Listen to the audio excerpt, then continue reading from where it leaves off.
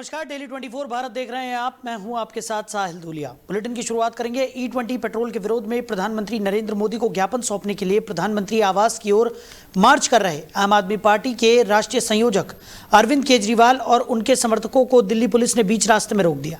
Police अधिकारियों के अनुसार मार्च के लिए आवश्यक अनुमति नहीं ली गई थी, इसलिए सुरक्षा व्यवस्था को ध्यान में रखते हुए उन्हें आगे बढ़ने की अनुमति नहीं दी गई। पुलिस की तरफ से रोके जाने पर अरविंद केजरीवाल ने कहा कि हम आतंकवादी नहीं हैं, हम E20 ईंधन के मुद्दे पर प्रधानमंत्री मोदी से मिलना चाहते हैं। कृपया उन्हें बता दें कि हम उनसे मिलना चाहते हैं। उन्होंने कहा कि उनका उद्देश्य केवल E20 पेट्रोल को लेकर अपनी चिंताओं से प्रधानमंत्री को अवगत कराना और ज्ञापन सौंपना है। दिल्ली पुलिस ने स्पष्ट किया कि प्रधानमंत्री आवास जैसे उच्च सुरक्षा क्षेत्र में किसी भी प्रकार के मार्च या प्रदर्शन के लिए पूर्व अनुमति अनिवार्य होती है। अनुमति के अभाव में सुरक्षा प्रोटोकॉल के तहत कार्रवाई की गई। इस घटनाक्रम के बाद राजनीतिक बयानबाजी भी तेज हो गई है। विपक्षी दल इस मुद्दे को जनता से जुड़ा बताते हुए सरकार पर सवाल उठा रहे हैं, जबकि भाजपा का कहना है कि सुरक्षा नियम सभी पर सामान्य रूप से लागू होते हैं और उनका पालन करना आवश्यक है। जहां तक ये सवाल है कि पीएम उस व्यक्ति को समय क्यों दे जो MLA भी नहीं है। प्रधानमंत्री किससे मिले या ना मिले, ये पूरी तरह प्रधानमंत्री कार्यालय के विवेक, प्राथमिकताओं और निर्धारित प्रक्रिया पर निर्भर करता है। किसी व्यक्ति का विधायक या सांसद होना प्रधानमंत्री से मुलाकात के लिए कानूनी अनिवार्यता नहीं है। विभिन्न सामाजिक, राजनीतिक और अन्य प्रतिनिधि मंडल भी समय समय पर निर्धारित प्रक्रिया के तहत मुलाकात का अनुरोध करते हैं। ये निर्णय जो है ये मोदी जी का है, कैबिनेट का है और ये केवल और केवल ट्रंप के दबाव में किया जा रहा है, क्योंकि ट्रंप के दबाव को मोदी जी बर्दाश्त नहीं कर पा रहे। सर ये धरना अमेरिका से इथेनॉल खरीद के, अमेरिका का कूड़ा खरीद के हमारे देश की गाड़ियों में ठूसा जा रहा है, जिस वजह से गाड़ियां खराब हो रही हैं। सारे देश के लोग दुखी हैं क्योंकि हमारा प्रधानमंत्री कमजोर है। आज हम लोग गडकरी जी दावा करते हैं किसानों के लिए अमीर हो जाएगा।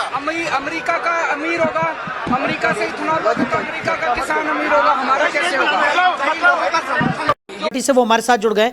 घनेंद्र जी, अरविंद केजरीवाल की तरफ से आज E20 पेट्रोल नीति के खिलाफ ये मार्च निकाला गया, लेकिन उन्हें बीच रास्ते में ही रोक दिया गया। क्या कहेंगे इस पर? देखिए, अरविंद केजरीवाल जी देश के लाखों लोगों की भावनाओं को मोदी जी तक पहुंचाना चाहते थे। देश के लाखों लोगों ने एक पेटिशन साइन करी है, एक याचिका साइन करी है E20 पेट्रोल के खिलाफ। देश के लाखों लोग कह रहे हैं कि E20 पेट्रोल हमें नहीं चाहिए। देश के लाखों लोग कह रहे हैं कि E20 पेट्रोल से हमारी गाड़ियां खराब हो रही हैं, हमारी नई नई गाड़ियां खराब हो रही हैं, गाड़ियों का माइलेज कम हो रहा है, गाड़ियों के इंजन खराब हो रहे हैं, गाड़ियों के फ्यूल टैंक खराब हो रहे हैं और इंश्योरेंस से उनको उसका क्लेम भी नहीं मिल रहा और E20 पेट्रोल की वजह से बहुत दिक्कत है। तो ऐसे 2.5 लाख से ज्यादा लोगों ने एक पेटिशन अरविंद जी को ऑनलाइन साइन करके दी थी। अरविंद जी वो पेटिशन लेके प्रधानमंत्री जी से मिलना चाहते थे, लेकिन प्रधानमंत्री जी क्योंकि बहुत बड़े आदमी, उन्हें जनभावनाओं से कोई सरोकार नहीं है और प्रधानमंत्री जी ने अरविंद केजरीवाल जी से मिलने से मना कर दिया। उन्होंने अपनी दिल्ली पुलिस, अपनी रैपिड एक्शन फोर्स, तमाम फोर्सेस वहां लगा दी अरविंद केजरीवाल जी को रोकने के लिए। उन्हें रोका गया, दिल्ली की पुलिस ने उनसे बदतमीजी करी, रैपिड एक्शन फोर्स वालों ने बदतमीजी करी और उन्हें प्रधानमंत्री आवास तक नहीं जाने दिया। और फिर दिल्ली पुलिस के जो DCP थे उनको अरविंद जी ने कहा कि आप हमें प्रधानमंत्री जी तक अगर नहीं जाने दे रहे तो आप हमारी ये पेटिशन जो है प्रधानमंत्री जी तक पहुंचा देना। तो दिल्ली पुलिस की गाड़ी में सारी पेटिशन लोड करके भेजी गई है। दिल्ली पुलिस के DCP साहब ने कहा था उसकी रिसीविंग भी देंगे और प्रधानमंत्री जी तक वो पेटिशन भी पहुंचा देंगे। तो हमारा ये मानना है कि अगर दिल्ली पुलिस थोड़ी ईमानदारी से काम करके अगर वो पेटिशन प्रधानमंत्री जी तक पहुंचा देंगी तो निश्चित तौर पर जो देश के लोगों की जनभावना है, जो लाखों लोगों ने लिखा है, प्रधानमंत्री जी E20 पेट्रोल को रोल बैक करेंगे। प्रधानमंत्री जी की मजबूरी हो सकती है कि वो ट्रंप के सामने झुके हुए हैं। अमेरिका प्रधानमंत्री जी की मजबूरी, लेकिन देश की मजबूरी नहीं है। क्योंकि ट्रेड डील में ये साइन हुआ है कि प्रधानमंत्री जी हर साल $100 बिलियन का व्यापार अमेरिका से करेंगे और अमेरिका में एथेनॉल की बड़ी वेस्टेज है, अमेरिका में सरप्लस है एथेनॉल और अमेरिका इस डील के माध्यम से हिंदुस्तान को, भारत को इथेनॉल सप्लाई करेगा।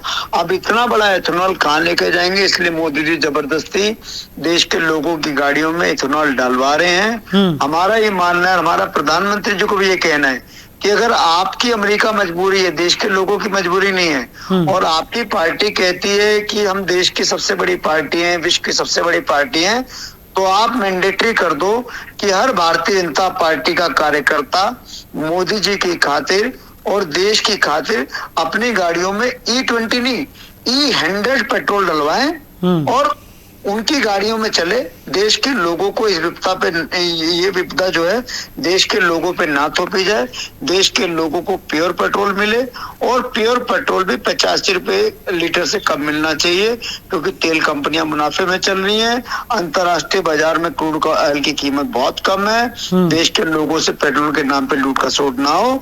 और E20 पेट्रोल जो है उसको E20 नहीं, E100 petrol Bharatiya Janata party के नेताओं को मैंडेटरी कर दे कि वो अपनी गाड़ियों में, अपने व्हीकल्स में E100 पेट्रोल डलवाएं। उनके ऊपर ये शर्त थोपे, उनके ऊपर जबरदस्ती करें, उनके ऊपर भी तानाशाही चलाए, हमारे ऊपर मत चलाएं। देश के लोगों को E20 पेट्रोल नहीं चाहिए। अच्छा गणेंद्र जी, लेकिन यहाँ पर भारतीय जनता पार्टी की बात करें तो उनकी तरफ से तो अलग अलग तरीके की बयान निकलकर सामने आ रहे हैं। उन्होंने कहा कि अरविंद केजरीवाल का तो काम ही ये है कि पहले इस तरीके का बवाल खड़ा करें और उसके बाद पीड़ित बन जाएं, यानी विक्टिम कार्ड खेलें। उन्होंने कहा कि जब आपको दिल्ली पुलिस की तरफ से परमिशन नहीं मिली है तो मार्च निकालने का कोई मतलब नहीं बनता, और जब पुलिस उन्हें रोकती है तो फिर वो विक्टिम कार्ड खेलते हैं। देखिए, भारतीय जनता पार्टी का नाम है भारतीय झूठा पार्टी। ये लोग झूठ बोलने में इन्होंने PhD करी हुई है। ये लोग हमेशा झूठ बोलते हैं। अरविंद केजरीवाल जी दिल्ली के 3 बार मुख्यमंत्री रहे हैं जी, आम आदमी पार्टी के राष्ट्रीय अध्यक्ष हैं, और अरविंद केजरीवाल जी कोई मोदी जी से ब्रेकफास्ट करने नहीं जा रहे थे, कोई उनसे के साथ चाय पीने नहीं जा रहे थे। अरविंद केजरीवाल जी तो देश के लोगों की भावनाएं लेके जा रहे थे, देश के लोगों के चिट्ठी लेके जा रहे थे। प्रधानमंत्री जी देश के लोगों की क्यों नहीं सुनेंगे? देश के लोग कह रहे हैं कि हमें E20 पेट्रोल नहीं चाहिए, तो प्रधानमंत्री जी का कर्तव्य बनता है कि वो अरविंद केजरीवाल जी को बुला लेते। कितनी दूर थे? 1 किलोमीटर भी दूर नहीं थे, 1 किलोमीटर दूर नहीं थे, बुला लेते, बात कर लेते। और अरविंद केजरीवाल जी कोई अपनी पार्टी का एजेंडा लेकर नहीं जा रहे थे। अरविंद केजरीवाल जी देश के लोगों का एजेंडा उनके पास लेके जा रहे थे। वो बात सुनते, मान लेते। और अरविंद केजरीवाल जी नहीं कह रहे, आज पूरा देश कह रहा है। तकरीबन 30 करोड़ लोग इस E20 से अफेक्टेड हैं। पूरे देश के मिडिल क्लास की कमर तोड़ दी। एक मिडिल क्लास फैमिली बड़ी मुश्किल से अपनी जिंदगी में नौकरी वोकरी करने के बाद, कुछ सेविंग वेविंग करने के बाद, बड़ी मुश्किल से कोई मोटरसाइकिल खरीद पाती है, बड़ी मुश्किल से कोई 4 व्हीलर खरीद पाती है, कोई कार खरीद पाती है।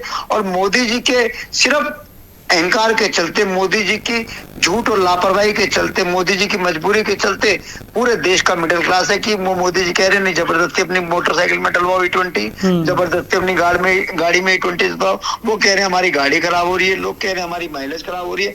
मोदी जी मानने को तैयार नहीं। अरे इतनी काय बात की तानाशाही? अभी तो आप ये धर्मेंद्र प्रधान वाले मामले में भी नहीं मान रहे थे। आप कहते रहे नहीं कोई पेपर लीक नहीं हुआ, कोई पेपर लीक नहीं हुआ, क्यों इस्तीफा होगा, क्यों इस्तीफा होगा? आखिर में माना पेपर भी लीक हुआ, आखिर में माना इस्तीफा भी हुआ। ऐसे ही कहते थे राम मंदिर में कोई चोरी नहीं है, कोई चोरी नहीं। बाद में माना भी राम मंदिर में चोरी भी हुई, FIR भी हुई, कुछ लोग पकड़े भी गए, कुछ लोगों के इस्तीफे भी हुए। तो ये पहले सब चीजों को डिनाइन करते हैं, सब चीजों को इनकार कर देंगे, बाद में मानते भी हैं, इस्तीफे भी दिलवाते हैं, और बाद में हाथ जोड़ के माफी भी मांगते हैं। रात को 12:30 बजे आके इंस्टाग्राम पे रील बना के भी माफी मांगते हैं। तो अच्छा गणेंद्र जी, अब आगे की क्या रणनीति रहने वाली है? क्योंकि आज मार्च तो नहीं हो पाया, बीच रास्ते में ही रोक दिया गया। अब आगे क्या रणनीति रहेगी E20 जो नीति है उसके खिलाफ? देखिए, E20 को लेके पूरे देश के लोगों में गुस्सा है, रोष है। आज तो प्रधानमंत्री जी को हमने सिर्फ पेटिशन के माध्यम से, सिर्फ याचिका के माध्यम से हम उन्हें देश के लोगों की भावनाओं से अवगत कराना चाह रहे थे जी। लेकिन प्रधानमंत्री जी को समझनी चाहिए देश में बहुत रोष है। जैसे अभी दिल्ली में बहुत बड़ा आंदोलन हुआ, दिल्ली में लाखों लोग शिक्षा नीति के खिलाफ, शिक्षा मंत्री के खिलाफ जब इकट्ठे हुए तो प्रधानमंत्री जी को इस्तीफा लेना पड़ा। तो हम प्रधानमंत्री जी से कहते हैं कि देखो E20 को आपको रूल ब्रेक तो करना पड़ेगा। आज कर लोगे अच्छी बात है, 10 दिन बाद करना पड़ेगा, 20 दिन बाद करना पड़ेगा, महीने बाद करना पड़ेगा। लेकिन महीने बाद जब होगा तो फिर सिर्फ E20 रोल बैक नहीं होगा, फिर इस्तीफों के साथ रोल बैक होगा E20, फिर पेट्रोलियम मिनिस्टर का भी इस्तीफा होगा, फिर E20 और एथेनॉल के सबसे बड़े जो ब्रांड एम्बेसडर हैं, जिनको इस देश में सबसे ज्यादा फायदा हो रहा है, जिनके बेटों ने इथेनॉल की बड़ी बड़ी फैक्ट्री लगाई है, नितिन गडकरी, उनका भी इस्तीफा होगा। तमाम लोगों का इस्तीफा भी करवाना पड़ेगा इनको। तो इसीलिए हम कह रहे प्रधानमंत्री जी, अभी शुरुआत है, मान जाइए, जिद मत कीजिए, हट धर्मिता मत कीजिए, देश के लोगों की भावनाओं को समझिए और इस E20 पेट्रोल को रोल बैक कीजिए। चलिए गणेंद्र जी, हमारे साथ जुड़ने के लिए, इस तमाम चर्चा के लिए आपका बहुत शुक्रिया। तो E20 नीति को लेकर आम आदमी पार्टी का विरोध लगातार देखने को मिल रहा है और उसी के चलते आज अरविंद केजरीवाल की तरफ से प्रधानमंत्री आवास की तरफ ये मार्च निकाला गया था। हालांकि पुलिस ने सुरक्षा मानकों के मद्देनजर इस मार्च को बीच रास्ते में ही रोक दिया, लेकिन पुलिस के माध्यम से ही जो पिटीशंस थी वो अरविंद केजरीवाल ने प्रधानमंत्री नरेंद्र मोदी के पास भिजवाई हैं। अब देखना ये होगा कि इस पूरे मामले में आगे क्या कुछ निकलकर सामने आता है और आम आदमी पार्टी की क्या अगली रणनीति रहती है। आगे बढ़ते हैं। बिहार की बांकीपुर विधानसभा सीट पर उपचुनाव में भारतीय जनता पार्टी की हार के बाद राजनीतिक गतिविधियां तेज हो गई हैं। मंगलवार को प्रधानमंत्री नरेंद्र मोदी और बिहार के पूर्व मुख्यमंत्री नीतीश कुमार के बीच संसद भवन में महत्वपूर्ण मुलाकात हुई। बैठक में जनता दल यूनाइटेड के वरिष्ठ नेता संजय झा भी मौजूद रहे। इस मुलाकात के बाद राजनीतिक गलियारों में कई तरह की चर्चाएं शुरू हो गई हैं। प्रधानमंत्री नरेंद्र मोदी और नीतीश कुमार के बीच में ये मुलाकात हुई थी और इस मुलाकात के बाद कई तरह के चुनावी जो राजनीतिक हलचल है वो यहाँ पर बढ़ती हुई नजर आ रही है और उसी को लेकर अब तरह तरह की बातें भी होती हुई दिखाई पड़ रही हैं, क्योंकि बांकीपुर सीट भारतीय जनता पार्टी की कोर सीट मानी जाती थी और वहां पर हार के बाद अब मंथन का दौर तेज होता हुआ दिखाई पड़ रहा है। चलिए आगे बढ़ते हैं। बिहार के बांकीपुर और मध्य प्रदेश के दतिया विधानसभा उपचुनाव के नतीजों के बाद समाजवादी पार्टी के राष्ट्रीय अध्यक्ष अखिलेश यादव ने भारतीय जनता पार्टी पर तीखा हमला बोला। उन्होंने दावा किया कि इन चुनावों के नतीजों ने जनता की नाराजगी को सामने ला दिया है और इसे बीजेपी के लिए बड़ा राजनीतिक संदेश भी उन्होंने बताया। मीडिया से बातचीत में अखिलेश यादव ने कहा कि बीजेपी ने इन चुनावों में बिना किसी कथित गड़बड़ी के मैदान में उतरकर यह देख लिया कि जनता कितना समर्थन देती है। बीजेपी अगर कुंदरकी की तरह चुनाव लड़ती या बंगाल की तरह चुनाव लड़ती, बीजेपी फोर्स को लगा देती और जैसे चुनाव लड़ते हैं बीजेपी के लोग, तो बीजेपी की हार नहीं होती। ये आपको हमको समझने की बात है। उन्होंने बिना पुलिस प्रशासन को लगा के, बिना बेईमानी किए, बिना ईवीएम पे कुछ घोटाला किए देखना चाहते थे कि कितनी नाराजगी है उन्हें। इसलिए धोखे में मत रखो आप भी, और ना हम धोखे में हैं। ये हार नहीं है। उन्होंने अपना तय किया है कि बिना बेईमानी के जनता कितना वोट देगी। अगर कुंदरकी जैसा चुनाव लड़ते, रामपुर जैसा चुनाव लड़ते, यूपी के बाई इलेक्शन थे उस तरह चुनाव लड़ते, तो क्या बीजेपी हारती? वहीं उत्तर प्रदेश सरकार ने मंगलवार को विधानसभा में वित्तीय वर्ष 2026 और 2027 के लिए 59,019.54 करोड़ रुपए का अनुपूरक बजट पेश कर दिया है। वित्त मंत्री सुरेश कुमार खन्ना ने विपक्ष के जोरदार हंगामे और नारेबाजी के बीच सदन के पटल पर यह बजट रखा। अनुपूरक बजट पेश करते हुए वित्त मंत्री ने कहा कि इसे प्रदेश की विकास प्राथमिकताओं, विभिन्न विभागों की तत्कालिक जरूरतों और योजनाओं की आवश्यकताओं को ध्यान में रखते हुए तैयार किया गया है। सरकार का दावा है कि इस बजट से विकास परियोजनाओं को गति मिलेगी और जनहित से जुड़े कार्यों को मजबूती मिलेगी। वहीं राम मंदिर में चढ़ावे की कथित चोरी की जांच के बीच श्री राम जन्मभूमि तीर्थ क्षेत्र ट्रस्ट ने पारदर्शिता सुनिश्चित करने की दिशा में महत्वपूर्ण कदम उठाया है। ट्रस्ट के अंतरिम महासचिव डॉक्टर कृष्ण मोहन सोमवार देर रात अयोध्या स्थित भारतीय स्टेट बैंक शाखा पहुंचे, जहां बैंक लॉकर में सुरक्षित रखे गए सोने, चांदी, कीमती आभूषणों और अन्य बहुमूल्य वस्तुओं का सत्यापन किया गया। इस दौरान संबंधित रिकॉर्ड का भी बारीकी से मिलान किया गया। सूत्रों के अनुसार इस प्रक्रिया के दौरान लॉकर में रखी प्रत्येक वस्तु की सूची तैयार की गई और उनका फोटोग्राफिक रिकॉर्ड भी बनाया गया।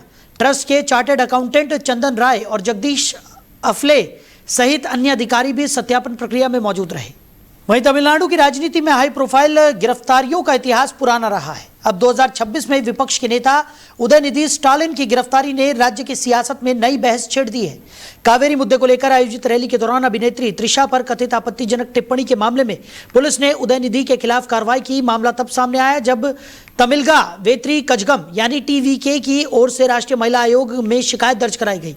शिकायत में आरोप लगाया गया कि तंजावुर में आयोजित प्रदर्शन के दौरान उदयनिधि स्टालिन ने ऐसी टिप्पणी की जिसे महिलाओं के सम्मान से जोड़कर आपत्तिजनक बताया गया। इससे पहले पुलिस ने महिलाओं के उत्पीड़न और आईटी एक्ट की धाराओं के तहत मामला दर्ज किया। पुलिस टीम चेन्नई स्थित उदयनिधि स्टालिन के आवास पर पहुंची और उन्हें हिरासत में ले लिया। वहीं करबला के शहीदों की याद में नोएडा के सेक्टर 22 से मंगलवार को अकीदत और श्रद्धा के साथ जुलूस निकाला गया। जुलूस में बड़ी संख्या में अकीदतमंद शामिल हुए और इमाम हुसैन और करबला के अन्य शहीदों की कुर्बानी को याद करते हुए उन्हें श्रद्धांजलि अर्पित की। पूरे जुलूस के दौरान धार्मिक अनुशासन और शांतिपूर्ण माहौल देखने को मिला। जुलूस में शामिल लोगों ने इमाम हुसैन की शहादत को इंसानियत, न्याय, सत्य और अत्याचार के खिलाफ संघर्ष का प्रतीक बताया। वक्ताओं ने कहा कि करबला का संदेश केवल एक समुदाय तक सीमित नहीं है, बल्कि ये पूरी मानवता को सत्य, धैर्य, त्याग और भाईचारे का मार्ग दिखाता है। इस पर लोगों से समाज में प्रेम, सद्भाव और आपसी सौहार्द बनाए रखने की अपील भी की गई। जुलूस के मार्ग पर सुरक्षा के व्यापक इंतजाम किए गए। किसी भी अप्रिय घटना से बचाव के लिए भारी संख्या में पुलिस बल भी तैनात रहा। वरिष्ठ पुलिस अधिकारी लगातार पूरे मार्ग की निगरानी करते रहे और सुरक्षा व्यवस्था का जायजा लेते रहे। यातायात व्यवस्था को सुचारू बनाए रखने के लिए भी विशेष इंतजाम किए गए थे। प्रशासन की निगरानी और आयोजकों के सहयोग से जुलूस पूरी तरह शांतिपूर्ण ढंग से संपन्न हुआ।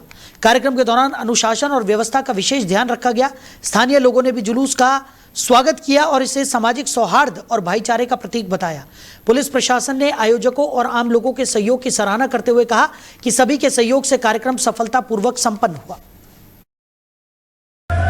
ये जुलूस अरबईन का है, जिसको हम लोग जुलूस चेलुम कहते हैं। चेलुम 40 को कहते हैं, 40। करबला के मैदान में सन 61 हिजरी में इमाम हुसैन सलाम जो सच्चाई के, अहिंसा के, शांति के, इंसानियत के, मानवता के, ह्यूमैनिटी के प्रतीक थे। यजीद उनके मुकाबले में उस वक्त का सबसे बड़ा आतंकवादी, जो अपने आप को खुदाई का दावा करता था और ये चाहता था कि मानवता ख़त्म हो जाए, हिंसा का सहारा लेता था। उसका मुकाबला हुआ। उसकी फ़ौज की तादाद लाख में थी। इमाम हुसैन सलाम के साथ 72 लोग थे। करबला में सच की और झूठ की, हक की और बातिल की लड़ाई हुई। यजीद के पास ले जाए गए।